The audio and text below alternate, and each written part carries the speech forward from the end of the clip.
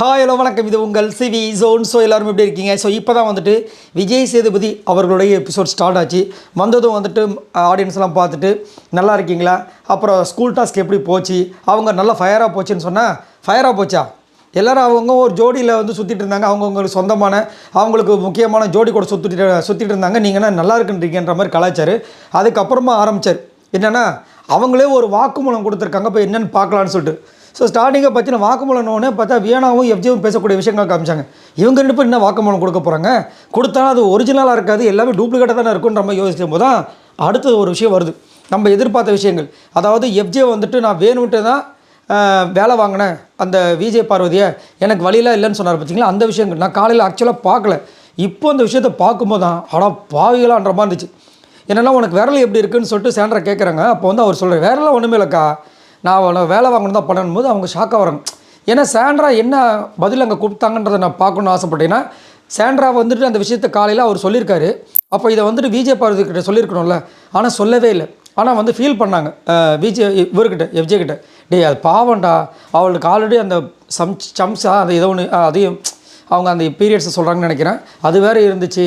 அவள் எவ்வளோ எல்லாருக்கும் சமைக்கணும், எவ்வளோ வேலை செஞ்சா, ஏன்டா இந்த மாதிரி பண்ண அப்படின் போது, அக்கா நான் தாங்க சமைச்சா, வெறும் வந்து வெசில் வாசிங்க தான் பண்ணான்ட்டாரு.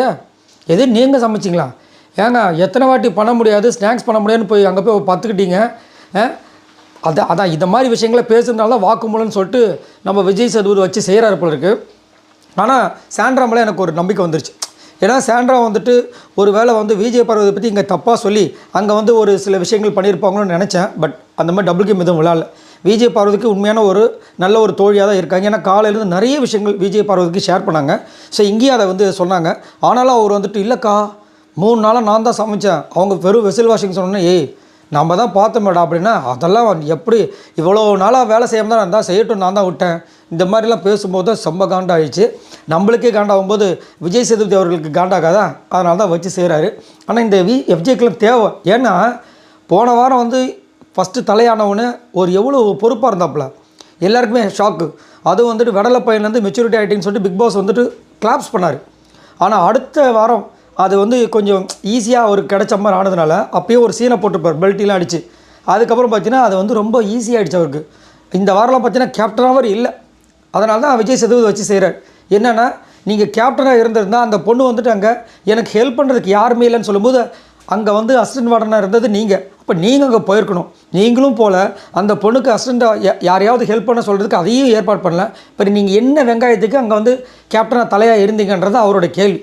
ஆனால் அவர் வந்து என்ன சொல்லிட்டாரு, எனக்கு கன்ஃபியூஸ் ஆகிடுச்சு சும்மா எஸ்கேபிசம் பண்ணுறதுக்கு. அவர் அதையும் வச்சு செஞ்சுட்டார். சும்மா இந்த மாதிரி கன்ஃபியூஷன்லாம் சொல்லி ஏமாத்தாதீங்க, நானே நம்ம மட்டும் இந்த நம்மளுடைய ஆடியன்ஸ் மட்டும் நம்பிடுவாங்களா அப்படின்ட்டு. ஏன்னா இன்னொரு விஷயம் இருந்துச்சு. நிறைய பேர் என்ன சொன்னாங்கன்னா, எஃப்ஜே வந்துட்டு நம்ம விஜய் சேதுபதி வந்துட்டு கலாய்க்க மாட்டார், அவர் வந்துட்டு எப்பயுமே ஃபேவரிசம் பார்ப்பார்னு. அது எல்லாத்துக்கும் இன்றைக்கி முற்றுப்புள்ளி வைக்கிற மாதிரி வச்சு செதுக்கி விட்டாப்புல. இது சரியான ஒரு குறும்படமாக நம்மளுக்கு இருந்துச்சு. நான் காலையில் பார்க்கலன்ற ஒரு காரணத்தினால. ஸோ இதை பற்றி உங்களோட கருத்துக்களை சொல்லுங்கள். அவ்வளோ வேலைகள் செஞ்சும் கொஞ்சம் கூட மனசாட்சியே இல்லாமல் நான் தான் வேலை வாங்கினேன் வேணும்ட்டுமே அப்படின்னு சொல்கிறேன். இவரை பற்றி என்ன நினைக்கிறீங்க? மறக்காமல் கமெண்ட்ஸ் பண்ணுங்கள். மறக்காமல் நம்மளோட சேனலை சப்ஸ்கிரைப் பண்ணிட்டு பாருங்கள். பாய் நண்பர்களே.